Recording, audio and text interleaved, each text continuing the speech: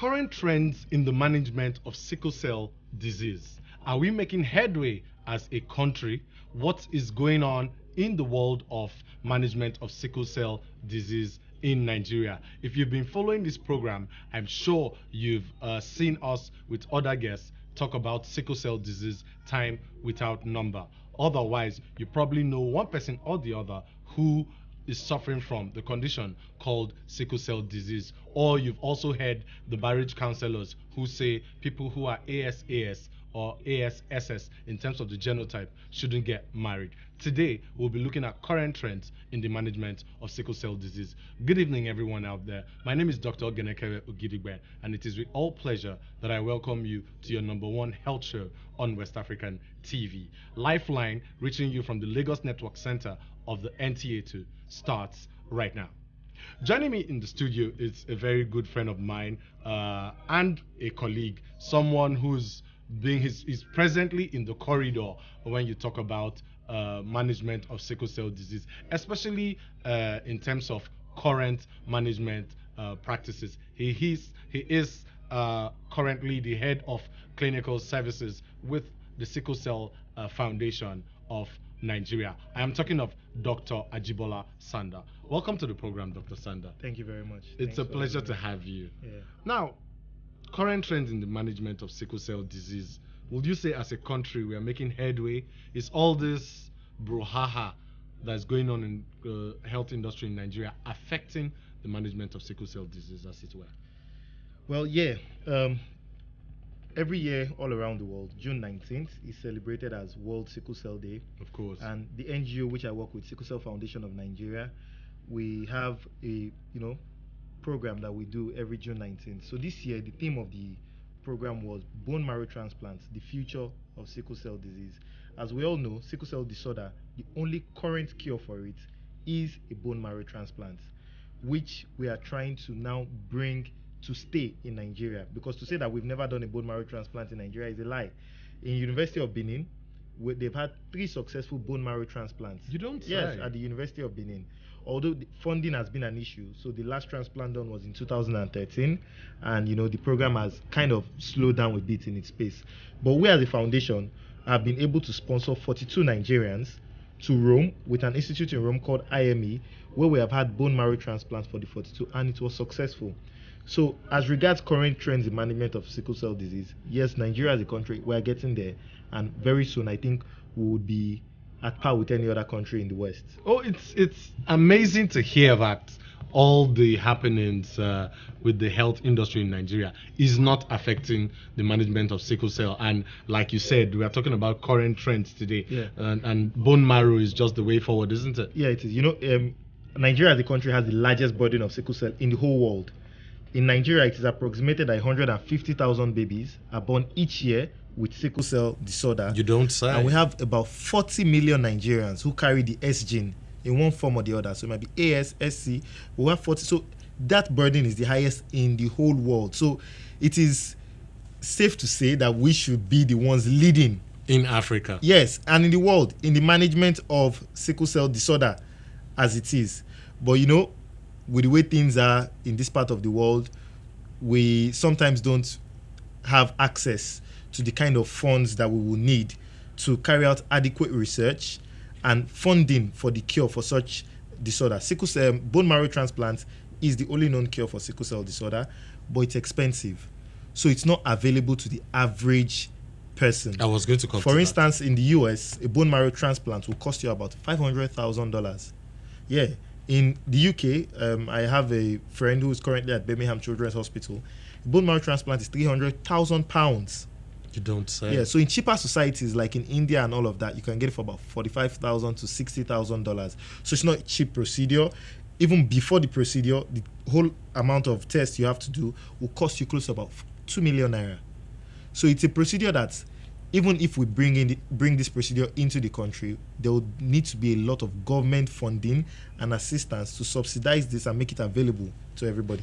Okay, even before we even come back to bone marrow transplant, which is like the in thing now, Yeah. In terms of management of sickle cell disease, let's trash out a little controversy. Okay. I'm sure that the viewers out there have heard of sickle cell in one form or the other. That blood condition, the genetic disorder that is inherited from the parents, you know, and then the child will begin to fall ill on and on. Prof had rightly said that, Professor Akinyoju had rightly said that sickle cell disease is not a death sentence. That he has a patient who is over 50 and you guys have patients who are quite old, isn't it? But coming to the controversial issue of marriage, I asked Prof this question and he said that on no account should people, be it a church or a mosque, on no account should ASAS individuals or ASSS individuals be discouraged from getting married. Now that was 3 years ago and then sometime last year. What is going on in that aspect? Yes, currently as regards that aspect, in the management of sickle cell disorder, the first step is what we call genetic counseling. Okay. Genetic counseling is for couples at risk of having a child with HBSS, or families that have a child with HBSS, or a couple that wants to come together and both of them have a chance of having a child with HBSS. So what you do for people who want to get married and know their genotypes, ASAS, you give them proper information. So the correct information is what you are going to lay to them on the table. These are the chances, so that people know. I just want to state this correctly. If you have a couple who both have AS and AS, the chances of them having a child with SS is 25% in each pregnancy. 1 in 4. Not 1 in 4 as in 1 in 4 children. 1 in 4 in each pregnancy. Okay. Which means that if you are pregnant now, there is a 25% chance that child can be SS. So it's possible that a couple who are at risk of having a child with HBSS can have 4 children with HBSS and can have none. Oh, so it's not one HBSS out of in 4 children. No. It's one. It's a chance of having one. If you do it in a percentage issue, it's a 25% chance in each pregnancy. Okay. Which is like 1 in 4 if you break it down. Yes, so, if you break it down. Yes, so it's not like 1 in 4 children. Okay. So we inform them that these are the chances of having a child with HBSS.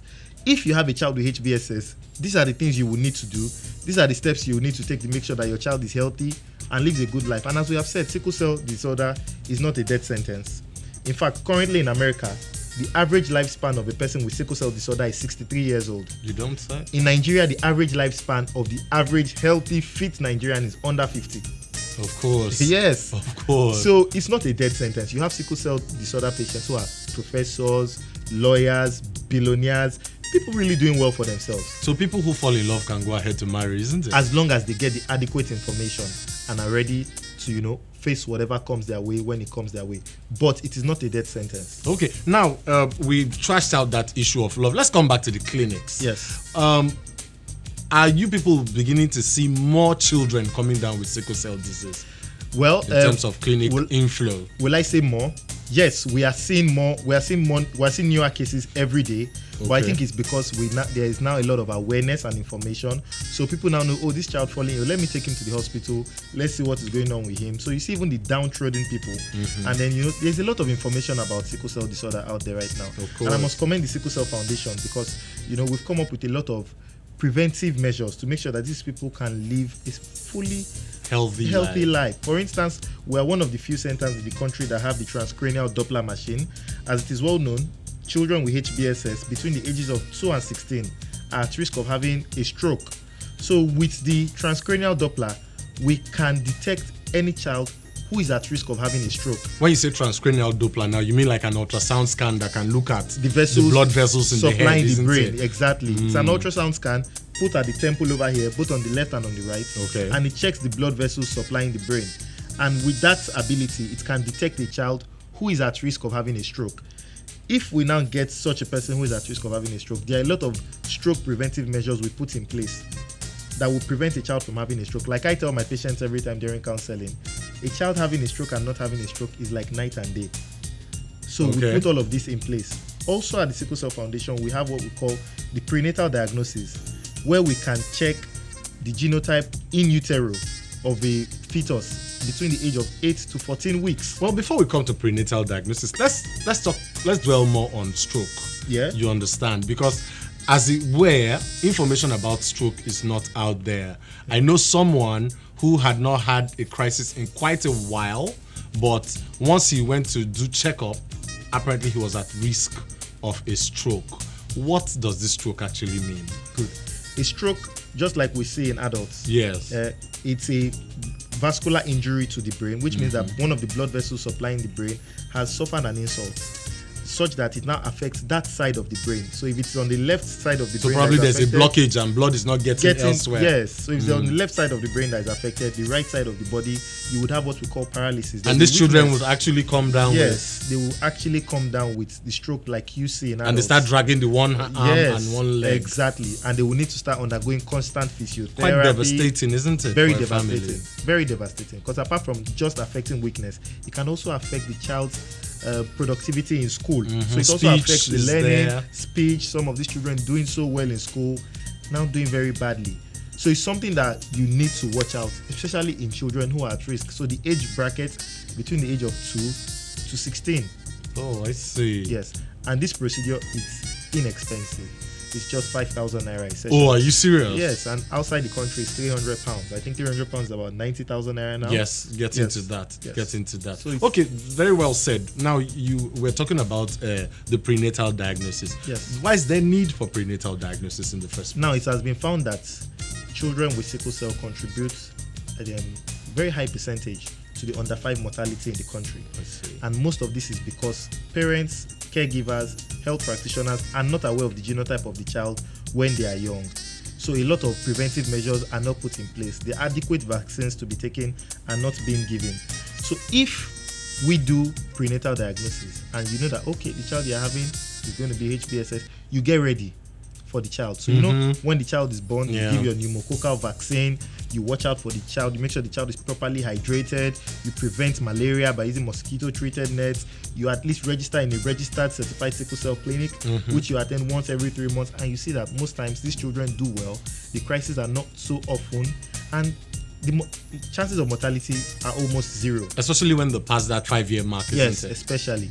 So you really want to do that. Especially in Nigeria currently, I don't think there's any program for newborn screening as it were in other parts of the world. You know, if that is also put in place, people who can't readily afford this prenatal diagnosis can also be done at newborn screening. So on the day the child is born, you know, just a prick and blood sample is taken and checked for different common disorders in this part of the world, especially sickle cell disorder. Of course. Yes. Now let's before our time is up, there's one aspect of management for sickle cell patients that is causing quite a lot of concern.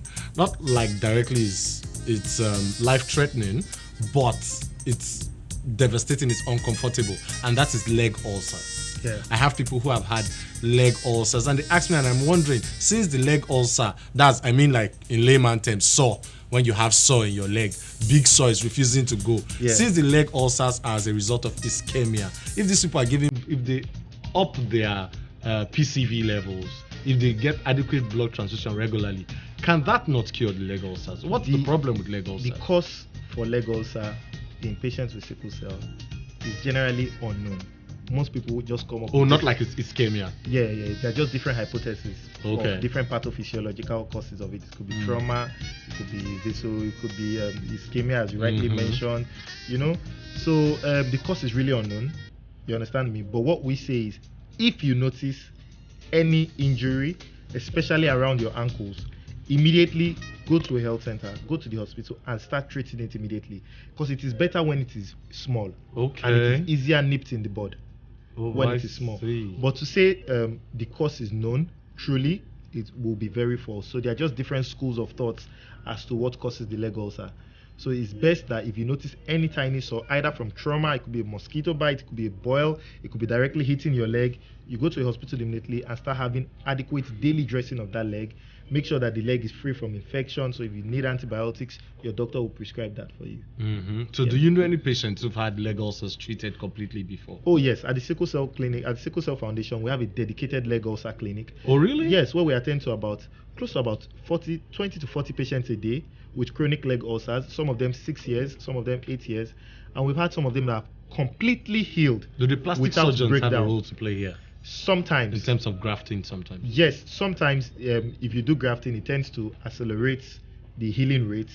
But most times, because the wound is a dirty wound, So grafting sometimes doesn't take. Okay. So the daily dressing, as we have found at the foundation, might be slow, but it works. Okay.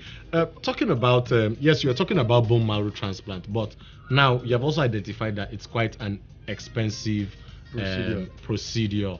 Other than bone marrow transplant, in terms of sickle cell management, especially current trends, what else is going on in the areas of tablets and all of that? Let's I thank God for the advent of hydroxyurea. Okay. Hydroxyurea is the only known anti-sickling drug currently available anywhere in the world. So things like Cyclavid and all those things we were told in medical school.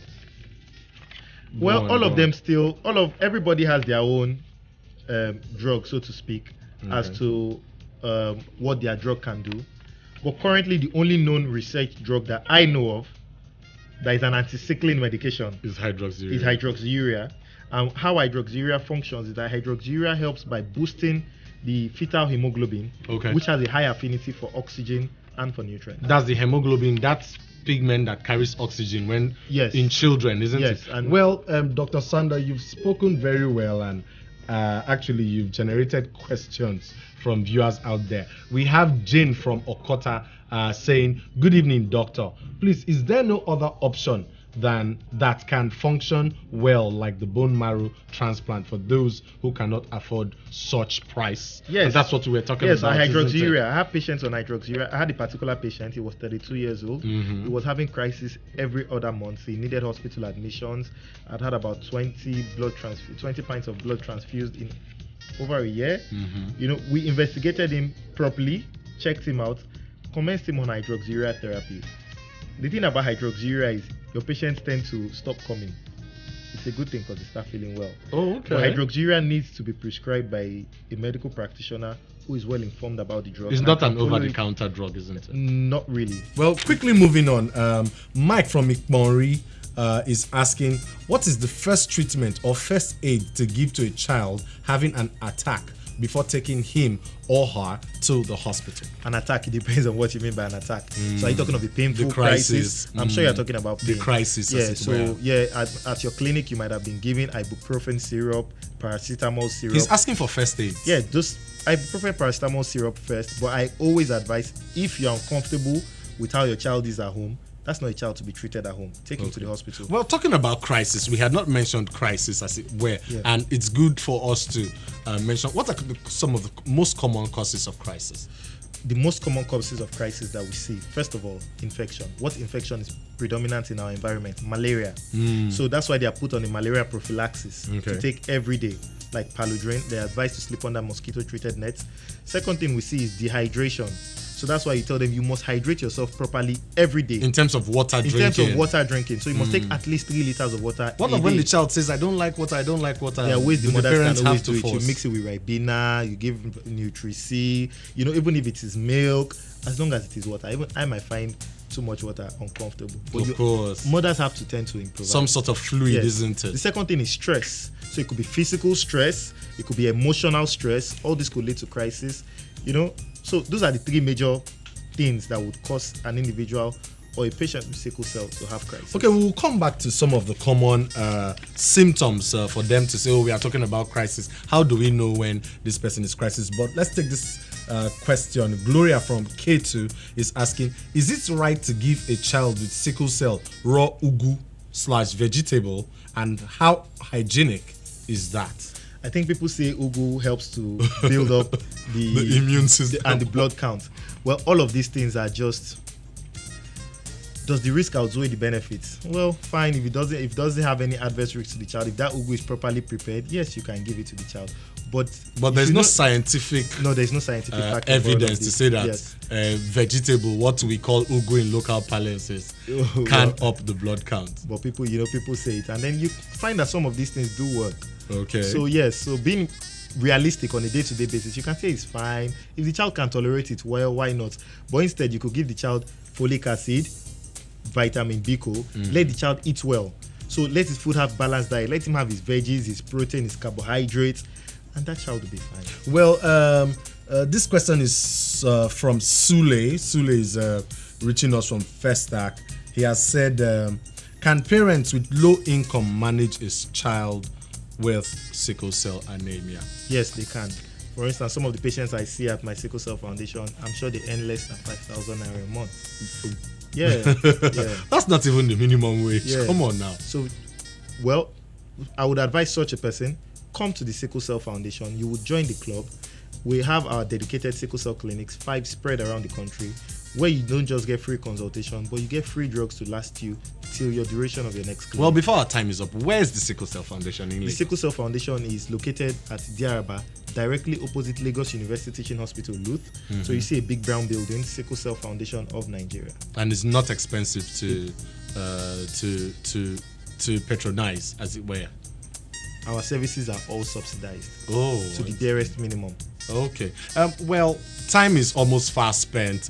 Today, we have been looking at current trends in management of sickle cell disease. We have rightly told you that sickle cell disease is one of that very common genetic blood diseases that can be inherited from the parents to the child. And Dr. Ajibola Sanda, a medical practitioner and the head of clinical services, Sickle Cell Foundation of Nigeria, has done a very good job in telling us what the most recent trends have been in terms of management of sickle cell. Bone marrow transplant is the way to go, but if you can't afford a bone marrow transplant, of course there's still the tablets there. We're not saying that some of you have written down hydroxyurea that you run to the patent chemist store every time. No, you will not be able to get it.